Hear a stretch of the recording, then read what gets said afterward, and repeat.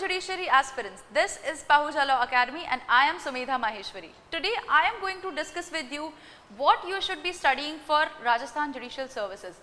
Prelims examination जो है वो आपका 23 जून को शेड्यूल्ड है। जी हाँ, 23 जून। अब आपके पास में अप्रॉक्सीमेटली बस एक ही महीने का टाइम रह गया है प्रीलिम्स की प्रिपरेशन के लिए। तो ऐसे में आप लोगों को क्या क्या चीज़ें पढ़नी चाहिए, किन किन पोर्शंस पे किस तरह ज़्यादा ध्यान देना चाहिए, ज़्यादा फोकस करना चाहिए प्रीलिम्स क्रैक करने के लिए, ये जानते हैं। तो आइए देखते हैं। पहली चीज़ जिसके ऊपर आपको ध्यान देना है वो है बेयर एक्ट। जब हम बात करते हैं राजस्थान जुडिशरी की तो बहुत ज़्यादा क्वेश्चंस जो हैं वो सीधे सीधे बेयर एक्ट में से बन करके आते हैं।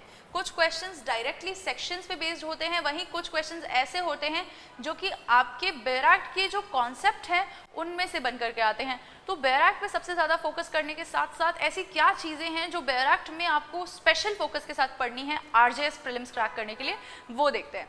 तो पहली चीज़ जो आपको समझनी है वो समझना है बेयर एक्ट में जो प्रीएम्बल गिवन होगा उस बेयर एक्ट का पर्टिकुलर पर्पस बताता है, वो प्रीएम्बल आपको अच्छे से पढ़ने हैं सभी बेयर एक्ट्स के। दूसरी चीज़ जो आपको जाननी होगी वो होगी एनफोर्समेंट की डेट्स। जी हाँ, सभी लॉज की, चाहे माइनर हो या मेजर हो, इन सभी लॉज की जो आरजेएस में हैं उनकी डेट ऑफ एनफोर्समेंट आपको पता होनी चाहिए।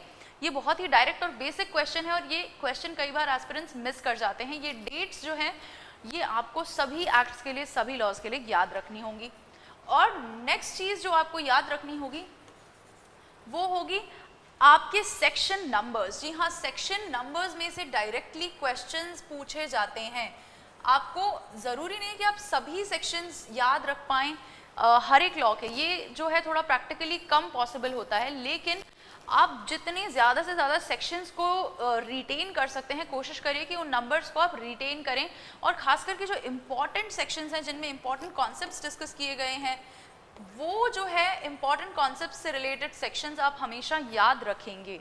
ठीक है, तो अगली चीज़ जो है वो है पनिशमेंट्स या पेनल्टीज़।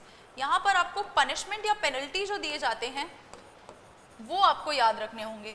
जब हम बात पनिशमेंट या पेनल्टी की करते हैं तो ये सिर्फ आईपीसी की बात नहीं हो रही है, यहाँ पर स्पेशली जो आपके माइनर लॉज हैं उनमें जो पेनल्टीज और पनिशमेंट्स दे रखे हैं उन पर भी अच्छे से फोकस करना होगा। जैसे कि आपको जुवेनाइल जस्टिस एक्ट एक डेडिकेटेड चैप्टर बताता है पेनल्टीज से रिलेटेड, पनिशमेंट से रिलेटेड, और फिर आपके कुछ एक प्रोविजंस है पनिशमेंट से रिलेटेड जो आपके प्रोबेशन के हैं पनिशमेंट्स, या उनमें जो चीज़ें दी हुई हैं प्रोबेशन एक्ट की डिटेल्स में जो चीज़ें दी हुई हैं वो आपको याद रखनी होंगी। और भी कई ऐसे लॉज हैं जहाँ पर जैसे कि इनडिसेंट रिप्रेजेंटेशन ऑफ वुमेन, वहाँ पर आपको कुछ पनिशमेंट्स प्रोवाइडेड हैं, वो पनिशमेंट्स भी आपको याद रखने होंगे। आपका इस तरह का पूरा पोर्शन जहाँ पर स्पेशल पनिशमेंट्स गिवन हैं, जुवेनाइल जस्टिस से लेकर के प्रोटेक्शन ऑफ डोमेस्टिक वायलेंस, इन सभी के आपको पनिशमेंट्स खास करके याद रखने होंगे।